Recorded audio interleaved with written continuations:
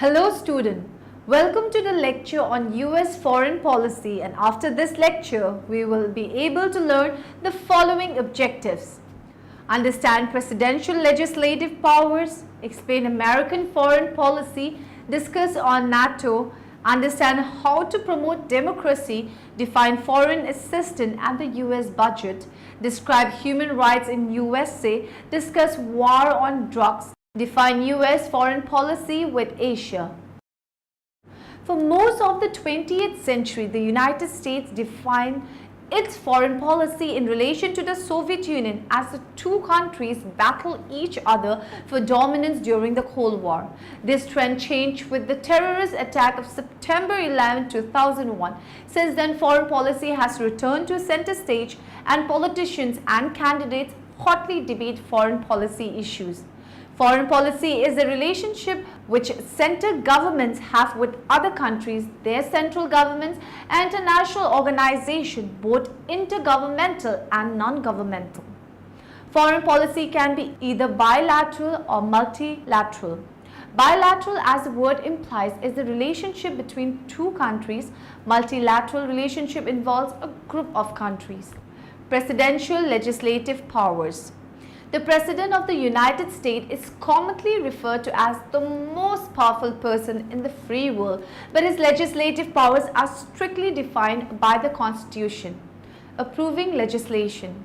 Although it is the responsibility of the Congress to introduce and pass legislation, it is the President's duty to either approve those bills or reject them. Once the President signs a bill into law, it goes immediately into effect unless there is another effective date noted. Vetoing legislation. The President may also veto a specific bill which Congress can override with a 2/3 majority of the number of members present in both the Senate and the House when the override vote is taken. No congressional approval needed. There are two ways that presidents can initiate without congressional approval. President may issue a proclamation, often ceremonial in nature, such as naming a day in honor of someone or something that has contributed to American society. A president may also issue an executive order which has the full effect of law and is directed to federal agencies that are charged with carrying out the order. American foreign policy. In 1952 campaign, Eisenhower attacked the Truman administration's containment policy as not forceful enough. Eisenhower made no attempt to roll back communism during his 8 years in office. Brinkmanship, massive retaliation, and the domino theory. Possession of nuclear weapons gave the United States leverage in foreign relations, allowing it to use the strategy of brinkmanship and the threat of massive retaliation to deter communist expansion. Brinkmanship indicated a willingness to go to the very brink of war, including the determination to use nuclear weapons to force a belligerent country to back down. Massive retaliation referred to American readiness to use its large nuclear arsenal to stop aggression. Foreign policy was also shaped by the domino theory, which claimed that if one country in a region fell to communism, the other countries in that area would quickly follow. Relations with the Soviet Union. Eisenhower believed that the best way to improve Soviet-American relations was through face-to-face meetings or summit conferences. The first summit conference with the leaders of the United States, the Soviet Union, Great Britain, and France was held in Geneva in 1955. Summit diplomacy resumed in 1959 when Eisenhower and Nikita Khrushchev met at Camp David, the US presidential retreat, and the Soviet leader toured the country. NATO. It is often said that the North Atlantic Treaty Organization was founded in response to the threat posed by the Soviet Union. The creation was part of a broader effort to serve three purposes: deterring Soviet expansionism, forbidding the revival of nationalist militarism in Europe through a strong North American presence on the continent, and encouraging European political integration. A treaty for our age. The United States had turned its back on its traditional policy of diplomatic isolationism. Aid provided through the US-funded Marshall Plan and other means fostered a degree of economic stabilization. From defense to detente, in the 1916s, this uneasy but stable status quo began to change. Cold War tension reignited as Soviet Premier Nikita Khrushchev and US President John F. Kennedy narrowly avoided conflict in Cuba, and its American involvement in Vietnam escalated. During this decade, NACOT and SHIP unexpectedly moved to a new home. In March 1966, France announced its intention to withdraw from NATO's integrated military command structure and requested the removal of all elite headquarters from French territory. A new SHAPE quarters was established in Castile, Belgium in March 1967, and NATO headquarters moved to Brussels in October of the same year. Flexibility was always key to NATO's success, and the French withdrawal from NATO's integrated military command structure demonstrated that NATO, unlike the Warsaw Pact, could tolerate differing viewpoints between its members. Promoting democracy, a historical overview. Democracy promotion first featured prominently in US foreign policy rhetoric in the aftermath of the 1898 Spanish-American War. From 1898 to 1933, the Marines were dispatched approximately 30 times to Latin American countries and occupied some nation as long as 34 years. As early as 1928, US officials themselves began to criticize democracy promotion tactics. President Hoover argued, true democracy is not and cannot be imperialistic, and be pledged to reverse the policy of democratization by invasion. While the US was strongly committed to democratization of Germany and Japan, it would be incorrect to characterize US foreign policy as centered on democracy promotion during the Cold War. The US policy throughout the Cold War is marked by examples of democracy promotion as well as democracy reversal. However, in the aftermath of the Cold War, the US began to take the task of democracy promotion more seriously, assisting democratization in the developing world in myriad ways. Assessing the success of carrots and sticks. When one examines the track record of US democracy promotion after the Cold War, the results are mixed. In some cases, the carrots have worked extraordinarily well as nations have begun to adopt democratic institutions and procedures in response to US financial incentives. Democracy with a stick has a more checkered past in the post-Cold War era.